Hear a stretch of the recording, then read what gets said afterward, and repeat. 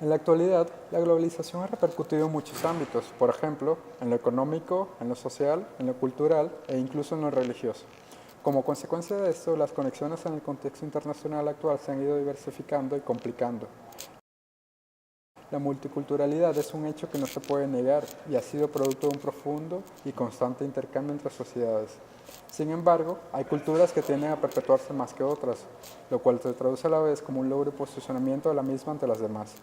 Para lograr esto, los individuos se basan en la construcción social del otro, tal como sostiene el sociólogo Erving Goffman en su obra. De esta manera, Goffman afirma que es necesaria la idealización de la imagen del otro, es decir, la creación de un estereotipo que, a través de ciertos rasgos distintivos, define y generalice lo que algo es y representa. Esto es sumamente relevante en el contexto político, debido a que es imperativo la proyección de una imagen del Estado ante los demás, principalmente cuando se habla de potencias. Consecuentemente, se ha hecho uso de distintas herramientas para construir y proyectar esa imagen del Estado. Uno de sus principales medios ha sido el cine, que ha fungido como un mecanismo de representación estatal en sus aspiraciones e ideologías. Actualmente no es dudoso afirmar que aquel país que más ha aprovechado la industria cinematográfica para proyectar una imagen utópica de su estilo de vida, valores e ideologías es Estados Unidos.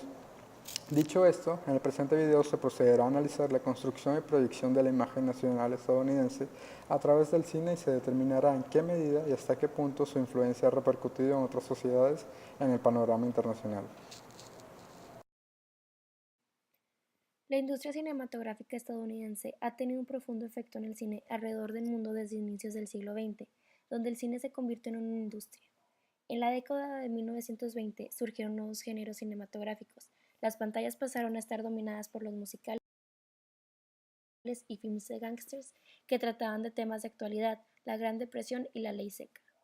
Hollywood se convirtió rápidamente en el centro industrial cinematográfico más próspero de los Estados Unidos, el cual se ve influenciado por David Wark Griffith, director estadounidense considerado el creador del modelo americano de representación cinematográfica, conocido también como el padre del cine moderno. En este siglo nacieron los 5 grandes estudios cinematográficos: Paramount, Metro-Goldwyn-Mayer, 20th Century Fox, Warner Bros. Y RKO, a los que después se les unieron Universal, Columbia y United Artists. El sistema de estudio de Hollywood sucumbió a dos fuerzas a finales de los años 40: la intervención federal, que separó la producción de las películas de su exhibición en salas, y la invención de la televisión. Pero la calidad de la programación televisiva decayó rápidamente y, por el contrario, el estatus del cine empezó a ser cada vez más reconocido como una forma de arte seria y digna de respeto y estudio. Hollywood es un término utilizado para describir la aparición de una nueva generación de directores educados en escuelas de cine y que han absorbido las técnicas creadas en Europa en las décadas de los años 60. Directores como Francis Ford Coppola, George Lucas, Brian De Palma, Martin Scorsese y Steven Spielberg llegaron para crear productos que rindiesen homenaje a la historia del cine e innovar sobre los géneros y técnicas ya existentes.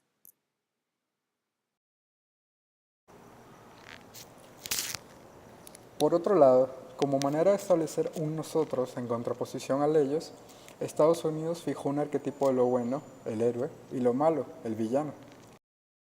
En la mayoría de veces, el bueno estaba identificado como el estadounidense por excelencia, como es plasmado perfectamente en la imagen del Capitán América, que data de 1941, en pleno inicio de la Segunda Guerra Mundial.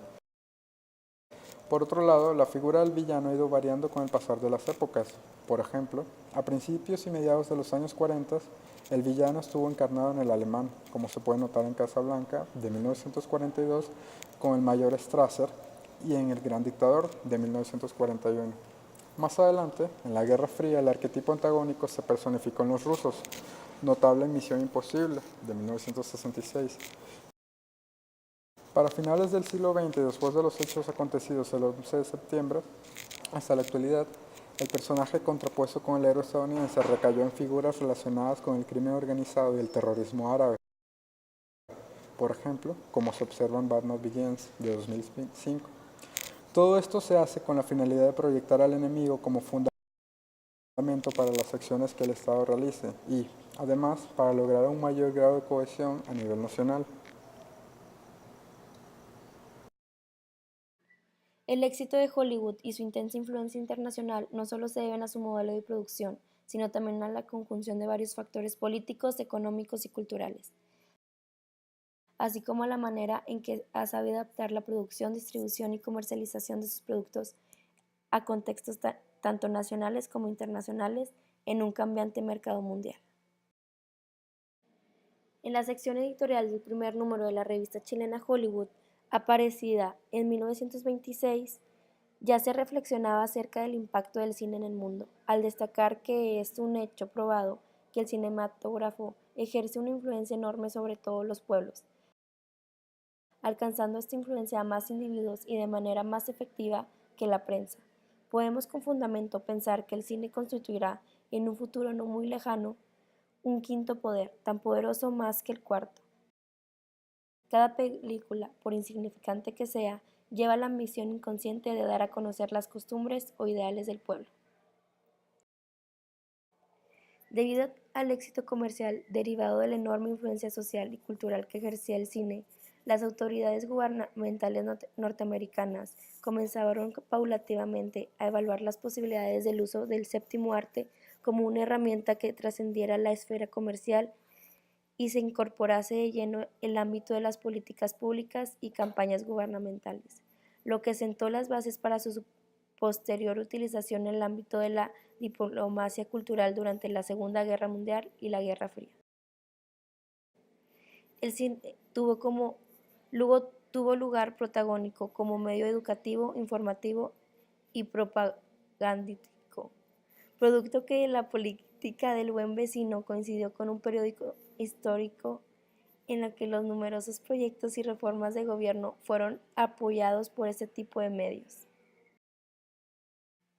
En primera instancia, se tiene el soft power o poder blanco, que es un término acuñado por el geopolítico estadounidense Joseph Nye, en su texto de 1990 Bound to Lead, The Changing Nature of American Power, y hace referencia a una forma indirecta de ejercer el poder, ya que por medio de la persuasión y la atracción se logra que otros estados ambicionen lo que el estado hegemón ambiciona.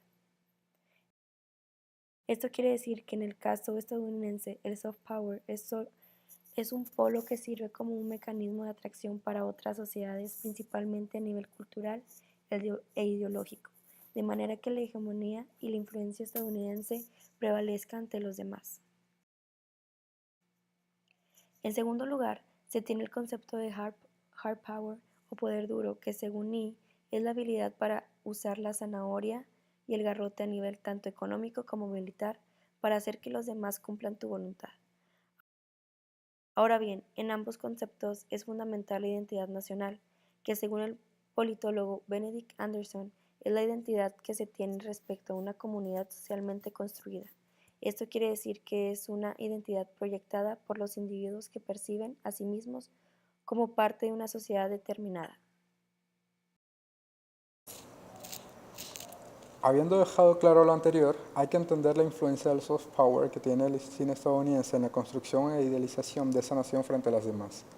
Ante esta situación, el historiador Eric Hobsbawm afirma que las tradiciones que parecen o reclaman ser antiguas son a menudo bastante recientes en su origen y a veces son inventadas por las élites nacionales como mecanismo de justificación de las acciones del Estado.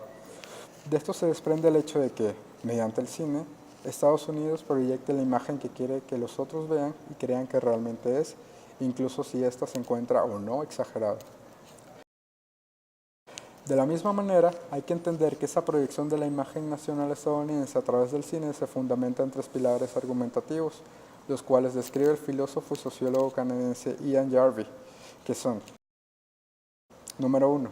El argumento proteccionista, a través del cual se justifican las prácticas y teorías de proteccionismo económico, tales como el argumento de la industria naciente, el argumento del antidoping, entre otros. Número 2. El argumento de la defensa cultural, que se refiere a la protección de la cultura e identidad de la sociedad. Esto se debe a que, en lo cotidiano, las producciones cinematográficas son vistas como algo distinto, como algo que incluso puede atentar contra los valores de la nación y los individuos que habitan en ella. Número 3.